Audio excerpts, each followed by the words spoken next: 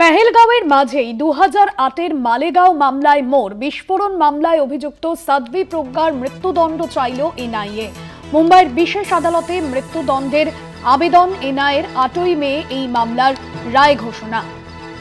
8ই মে মামলার রায় ঘোষণা রয়েছে। মুম্বাইয়ের বিশেষ আদালতে মৃত্যুদণ্ডের আবেদন চাইল এনআইএ।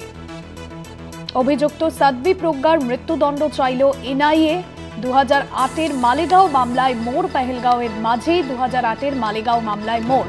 বিস্ফোরণ মামলায় অভিযুক্ত সাধ্বী প্রজ্ঞার মৃত্যুদণ্ড চাইল এনআইএ। ইতিমধ্যেই এই নিয়ে আবেদন জানানো হচ্ছে। মুম্বাইয়ের বিশেষ আদালতে আবেদন জানিয়েছে এনআইএ এবং ইতিমধ্যে এনআইএর তরফেই আবেদন জানানো হয়েছে। আপনাদের জানিয়ে রাখবো, সাধ্বী প্রজ্ঞার মৃত্যুদণ্ড চাইল এনআইএ এবং মুম্বাইয়ের বিশেষ আদালতে এই বিষয়ে ইতিমধ্যেই মুম্বাইয়ের বিশেষ আদালতে আবেদনও জানানো হয়েছে।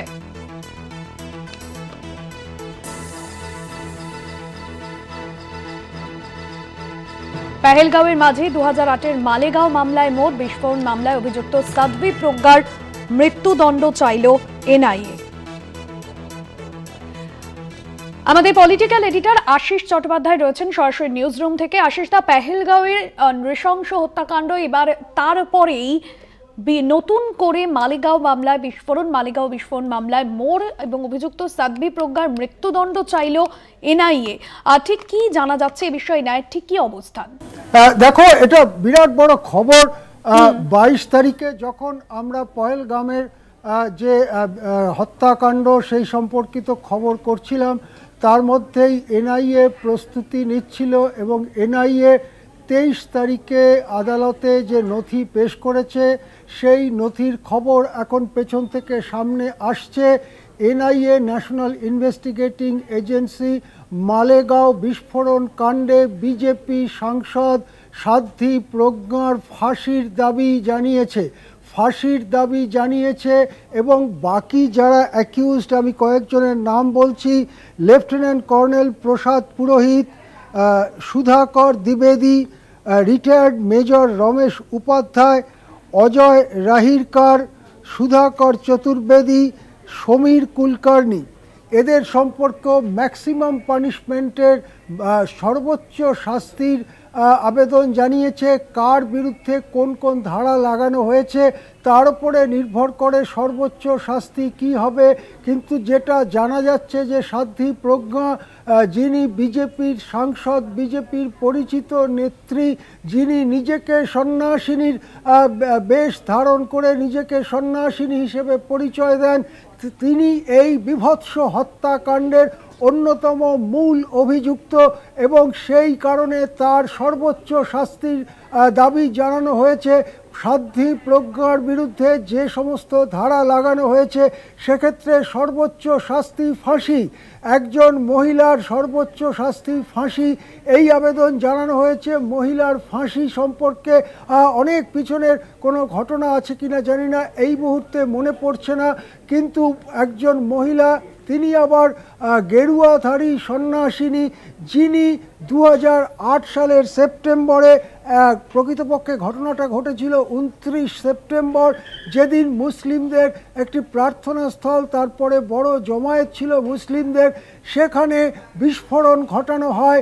বিস্ফোরণে বেশ কয়েকজন মারা যান এবং বহু লোক আহত হন। তারপর থেকেই এ বিষয়ে তদন্ত চলছে।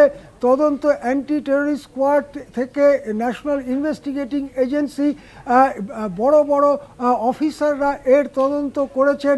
অবশেষে কাকতালীয়ভাবে যেদিন 22 তারিখে আমরা পহেলগামের হত্যাকাণ্ডের খবর করছি, তার পরের দিন এনআইএ আদালতে দাবি জানালো সাধ্বী প্রজ্ঞার ফাঁসির জন্য। এখন 17 বছর কেটে গেছে এর মধ্যে এবং অনেকেই আশা হারিয়ে ফেলেছিলেন যে এই মামলার কি হবে। এত বড় জঘন্য হত্যাকাণ্ড সংগঠিত করলো যারা, তারাই আবার সম্মানের আসনে, তারাই সংসদে গিয়ে বসে, তারাই জাতিকে কি করতে হবে সে সম্পর্কিত জ্ঞান দান করেন। তারা কি তাহলে কোনো শাস্তিই পাবে না? কোনো শাস্তিই তাদের হবে না? আপাতত অন্তত একটু আশার আলো দেখা যাচ্ছে, যদিও ফাঁসির দাবি জানানো বা সর্বোচ্চ শাস্তির দাবি জানানো আর সর্বোচ্চ শাস্তি হওয়ার মধ্যে অনেক অনেক ফারাক থাকতে পারে। এরপরে মামলা উচ্চতর আদালতগুলোতে যাবে, হয়তো উচ্চতম আদালতগুলোতেও যাবে।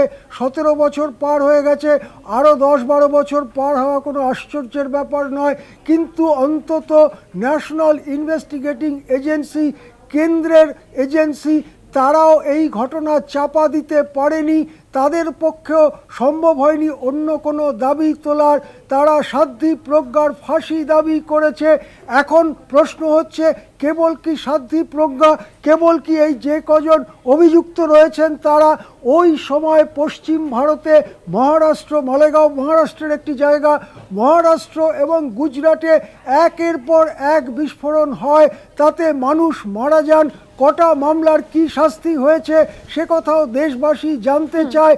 যারা কেবলমাত্র মুসলিমদের ওপরে সন্ত্রাসবাদের দায় চাপায় এবং তার মধ্যে শান্তিপ্রিয় মুসলিমদেরও একত্র করে দেখাতে চায়, তাদের জন্য একটা আই ওপেনার যাকে বলে, চোখ খুলে দেওয়ার মতো ঘটনা যে কি ভয়ঙ্কর সন্ত্রাসের পথে অনেক আগেই হিন্দুত্ববাদীরা এগিয়েছিল।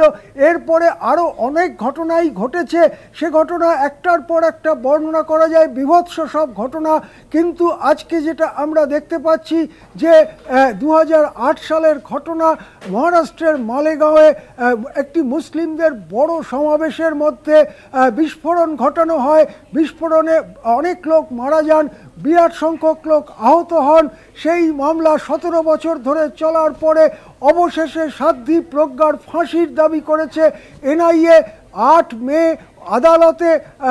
আদালত রায় দেবে কার জন্য কি শাস্তি হবে।